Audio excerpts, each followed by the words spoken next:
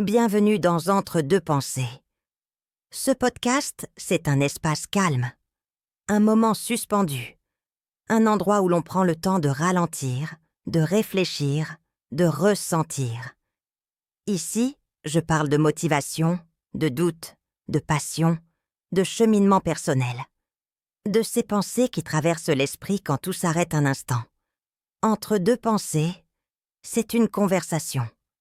Juste des mots, des réflexions, et peut-être un écho en toi.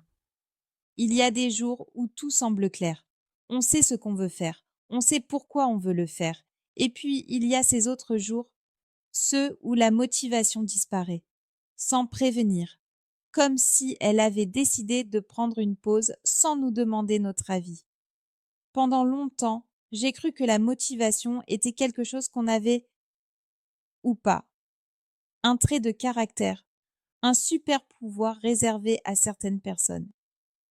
Celles qui se lèvent tôt, qui cochent toutes leurs cases, qui avancent sans jamais douter. Mais avec le temps, j'ai compris une chose essentielle. La motivation n'est pas un état permanent. C'est un mouvement, quelque chose qui va, qui vient, qui fluctue. Et surtout, ce n'est pas elle qui doit décider de notre vie. La grande illusion de la motivation. On nous vend souvent la motivation comme le point de départ. Quand tu seras motivé, tu commenceras. Quand tu te sentiras prêt, tu passeras à l'action. Mais la vérité, c'est que la motivation vient souvent après l'action, pas avant. On attend d'avoir envie, alors que parfois l'envie naît en faisant. Combien de fois je me suis dit, je n'ai pas la motivation aujourd'hui.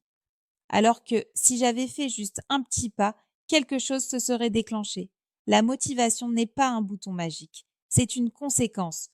Pourquoi on perd la motivation? Souvent, on perd la motivation pour 3 raisons principales. La première, c'est la fatigue, pas seulement physique, mais mentale, émotionnelle. Quand on est épuisé, même ce qui nous passionne peut devenir lourd. Et ça ne veut pas dire qu'on n'aime plus ce qu'on fait. Ça veut juste dire qu'on a besoin de souffler. La deuxième raison, c'est la pression, les objectifs trop grands, les comparaisons constantes, cette impression qu'on doit aller vite, réussir, prouver quelque chose. À force de vouloir trop bien faire, on finit par ne plus vouloir faire du tout.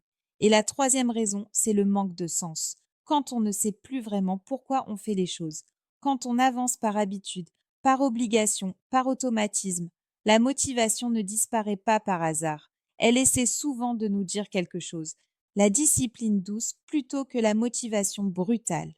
On parle beaucoup de discipline stricte, mais moi je crois davantage en une discipline douce, pas celle qui nous crie dessus, mais celle qui nous accompagne. Faire un peu, même quand on n'en a pas envie. Pas pour être parfait, mais pour rester en mouvement. Il y a des jours où avancer, c'est juste ouvrir un document, noter une idée, faire 5 minutes, pas plus, et ces jours-là comptent autant que les autres. La constance bat toujours l'intensité. Se reconnecter à son pourquoi. Quand la motivation s'éteint, j'aime revenir à une question simple. Pourquoi j'ai commencé? Pas le pourquoi Instagram, pas le pourquoi qui sonne bien, le vrai, celui qui fait un peu peur, celui qui est parfois fragile. Est-ce que c'était pour me sentir plus libre, pour m'exprimer, pour créer, pour me prouver que j'en étais capable? La motivation revient souvent quand on se reconnecte à ce qui nous anime profondément. Accepter les phases sans motivation. Un point important, ne pas diaboliser les moments sans motivation. Ils font partie du chemin. Ils ne sont pas des échecs, ils sont des pauses. Parfois, ne rien faire, c'est aussi avancer. Parce que ça permet de revenir plus aligné. On n'est pas des machines, on est des cycles. La motivation comme une flamme. Je vois la motivation comme une flamme. Parfois, elle brûle fort. Parfois, elle est presque éteinte.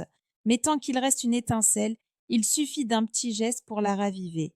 Et ce geste, ce n'est pas forcément quelque chose de grand. C'est souvent quelque chose de simple, d'honnête, de faisable. Le mot de la fin. Si tu écoutes dans cet épisode en te disant « Je manque de motivation en ce moment », j'aimerais te dire ceci. Tu n'es pas en retard. Tu n'es pas cassé. Tu n'as pas échoué. Tu es juste humain. Avance doucement, un pas à la fois, même petit, surtout petit. Parce que parfois, la motivation ne se trouve pas elle se construit.